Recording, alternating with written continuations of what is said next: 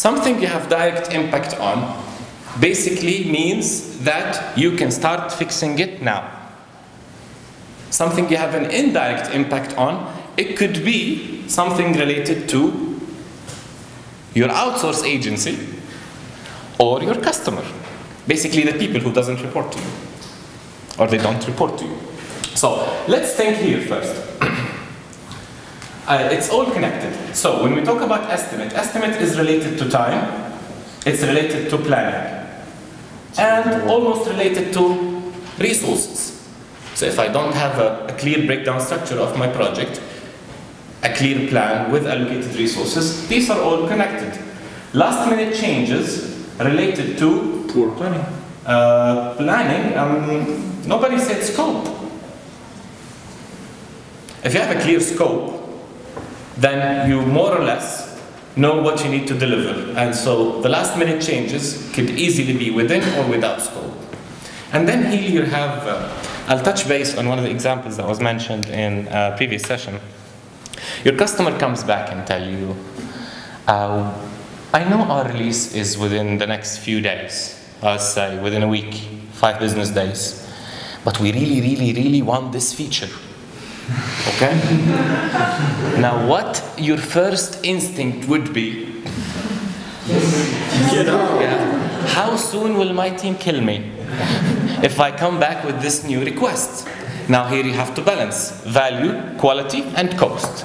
You have these 3 things, okay? So we have value, quality, and cost.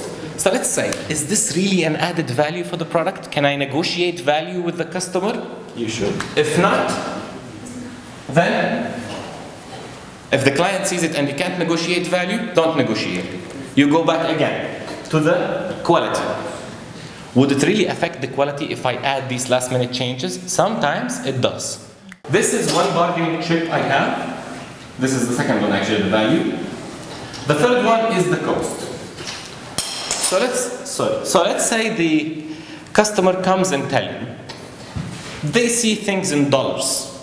So they come back and tell you, quality is your job. So I don't really care how you do it, you figure it out. Value, it's a high value for me, and for cost I'm willing to pay. The project management in you will start thinking, should I make or buy this thing? Is it really possible to do or not? And if not, you clearly, as Roman said, say no. No, this doesn't happen, because this could severely affect my delivery and push back my timeline. And here you can discuss the timeline also with the client, something also to bargain on. So we have estimate, no time, poor planning, lack of resources, lack of experience. This is not something they can do anything about.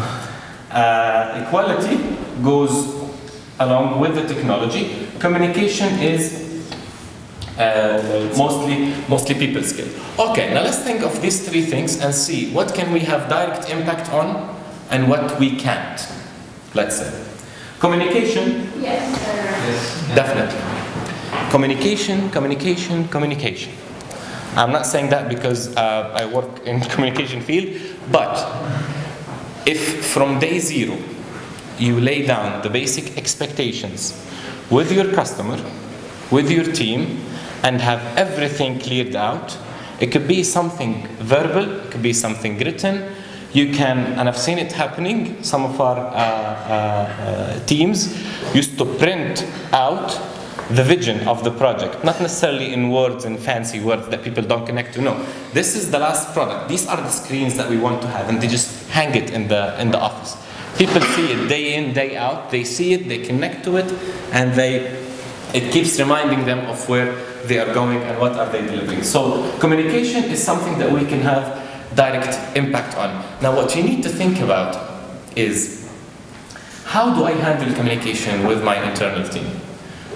They are one of your most important assets, because if you lose trust, or if they feel that you're going back and forth, answering to the upper management and answering to the customer more than you consider the team itself. So if they feel like they're being treated as tools, they will start fighting back. So bring them in, discuss these challenges, communicate. Trust me, they will come up with solutions that you haven't heard of, or you don't necessarily can think of. So communication, yes, we can fix it. Estimate time, planning, and resources. Do we have direct impact on? Yeah. Yes. Yes. To an extent, yes. This should be within 100% within your control. A lot of the product managers do deliver plans. They create very, very detailed, nice, colorful plans with small little people and percentages of completion and occupation rate and progress bars, and it looks beautiful. The next day, they forget about it. I've already done it. It's a big milestone and I've achieved it already, and so I deserve to go ahead and celebrate. I have created a very complex plan that if I show it to people, I need to explain it, yeah? You feel like it's a big thing off your shoulder once you create your plan. But this is really nothing if you don't put it into implementation. So how soon do you visit the plan? This is key. Now you have your plan. Let's say the project is due in a year. What usually happens? You develop your plan, you develop iterations. Let's say every couple of months or every 3 months, you have an iteration or a release, okay? But how often do you think you should visit your plan? Every single freaking day. You're gonna have to cut a lot of the things I say. Every single day. Does that mean that I waste a lot of time on it? Trust me, it's not a waste of time. So when it comes to planning, doing it is one thing. Verifying and validating it on very often basis is a second thing. You might come back to the plan on milestones. You have your milestones prepared after a month, after 6 weeks, 8 weeks, and I'll go and revisit my plan there. This is where you're being reactive, not proactive. The sooner you know that you'll be late, the faster you can mitigate the risk and change things as they happen. So this is when it comes to estimate time and poor planning. One very important part of planning. You use a lot of planning tools, yeah? What are the most common tools that you use? Zoho, Microsoft Project? Jira. Okay. Now, what is most important is that you have your plan in motion. That is the delivery plan that is already communicated to people that they're delivering on. Because the development is building their plan according to your plan, who's also connected to another plan, and everything is, at the end of the day, connected. Now let's say you have a new feature coming, or you have a new task, or a new challenge, or something that you're asked to introduce to your plan. Everything will start shifting, yeah? But what you need to have is sort of they call it a product log or a backlog.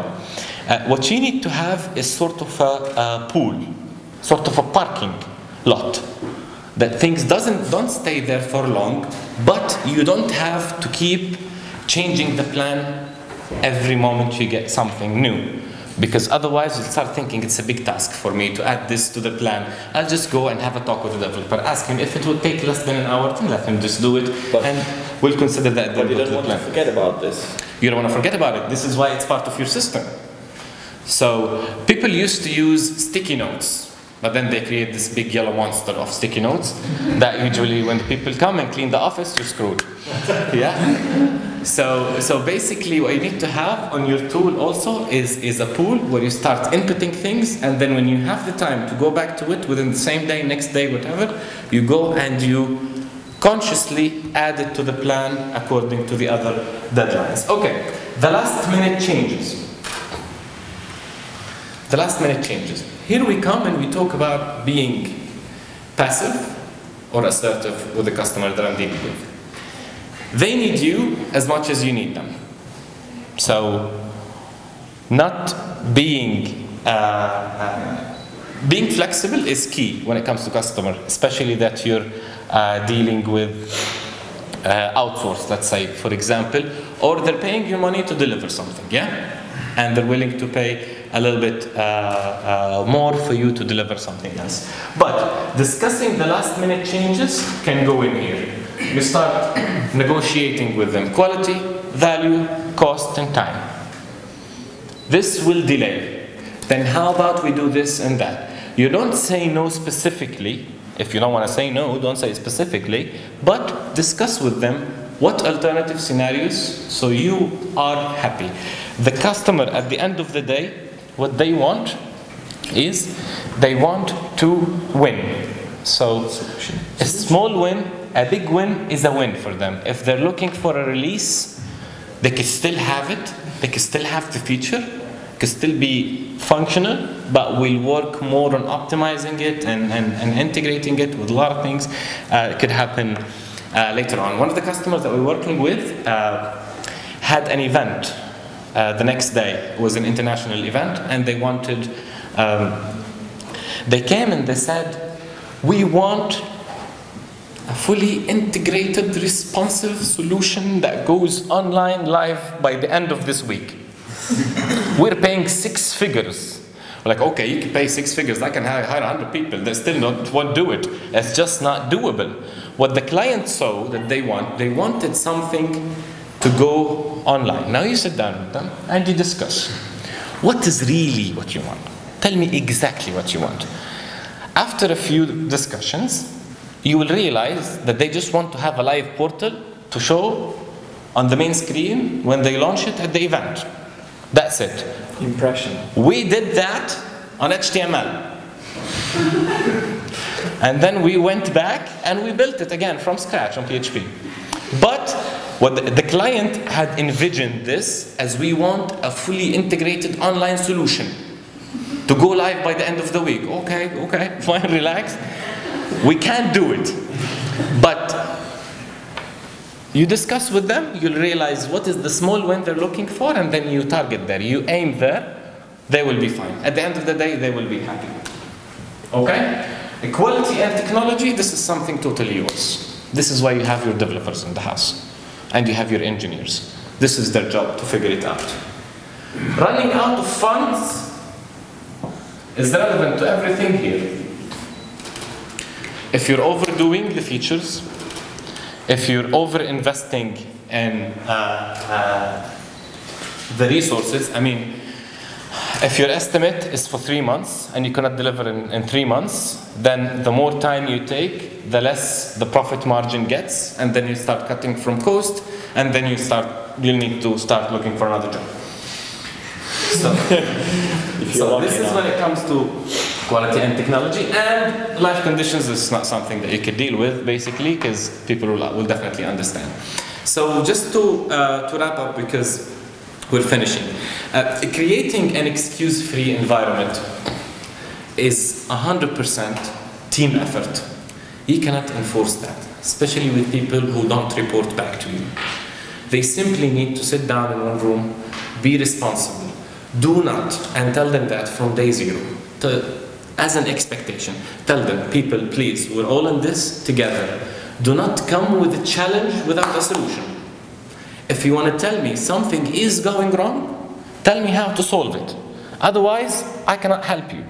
You want people who are willing to help, who are not seeking help all the time. You know? It could easily feel like it's not their mistake, things are going out of hand, we're diverting from the vision, plans are being delayed, last minute changes is coming. And when they start spreading that atmosphere, you'll end up with a very passive working environment. So from the start, sit down with them and agree with them that any of you who want to come to me with a challenge, make sure you bring in a solution. And take it to the team. Bring them, discuss it, solve the challenge, engage them in it. At the end of the day, you're not a magician. You're just somebody who is responsible. And when everybody is focusing on the same environment, that is, let's say, instead of challenges, converting it into solutions, everybody will be again, driven into results, driven into achieving. There's a very big difference between being result-oriented or activity-oriented. Now, product managers, sometimes I've seen it happen, they slip a little bit into being an activity-oriented more than... to explain you the example, imagine a wedding happening in a week. Now, the bride is busy, her friends, her parents, the groom, the same thing. Being activity-oriented, meaning that they want to see everybody busy, regardless of whatever they're achieving. I don't want to see anybody idle, sitting down, doing nothing. So, as a product manager, make sure you don't brag about being busy. Be result-oriented. Know what you want to achieve. You can have your calendar full of meetings, full of business trips and meetings with the customers, with the clients. Do not let that, how do you say, deception make you feel productive, unless it is bringing results. So do not brag about being busy, brag about being productive. I think that wraps up for now. I think we have a few minutes if you have any questions. So, any questions? Yeah. Maybe about, it seems to me that the roles of product and project managers might still overlay each other. Okay. What is the key role of a project manager? Manage the project. Manage the project. Okay. Let's say if we talk about, I'll have few choices for you: delivering value, making money, delivering on time, and satisfying customer. All of that. For project managers. Project management, scope and time and budget. You have one of two values. Scope, time, and budget. Is it their job that this product is, or this thing that I'm engaged in is making money or not? Well, here's the difference between product and project. Yes. Product and project, Yeah. Product and project. That's the key thing. Okay, the product manager is more focused about delivering value. When you talk about product, you talk about value. Yes. Okay, but what about scope? I think the scope, it is responsibility for product managers, not for project. Oh yeah, definitely. Yeah, definitely. Defining. It's two different. Yeah. Is the question, could be the same person? Yeah. Yeah. And A good project manager can definitely be a good product manager. in the same time on the same project. On the same time, it will depend. See, is usually doing handling a product is a job by itself. When you talk about a project, anything that has a start date, an end date, a scope, a budget, and a team is a project. So a product delivery at the end of the day is a project. Can he or she handle more than one at a time? It will definitely depend on the scope, on the experience, and on the type of product or project that they are delivering. Seen it happening? Yes, it happens. Most of the time. Only in few companies you have product managers who are only responsible for one specific product. Otherwise, they'll have some products, they'll have some projects and other things as well. Because there are some conflicts. Project manager dealing time and scope and budget. It's every day check the plan, make follow-ups to make some changes. Yeah. But product manager have to do another part, like to find partners to bring new money for next stages of development. In addition to the project manager job. Yes. So he's doing it. This is a huge part of responsibility in addition, and can you be effective in this part at the same time to manage delivery? Two solutions for that. It's either you work with teams, which definitely is the case. It depends on the scope. So this is the answer. It depends. First, it depends on the scope. Second of all, it depends to what access for resources you have. So let's say, for example, if we go back to the aviation example, I can easily hire for a few weeks or a month, let's say, a subject matter expert in that specific field, and come and do the research study for me and help me figure out all the product, and even come with me for meetings with the customer. And so I showcase that we're in this field together, and if I can afford that, or if my budget can afford that, and if I can budget for it the first time. So product managers, yes, they do project management and they deliver products at the end of the day. Cool? All right, people, thank you very much. Thank you. Cheers.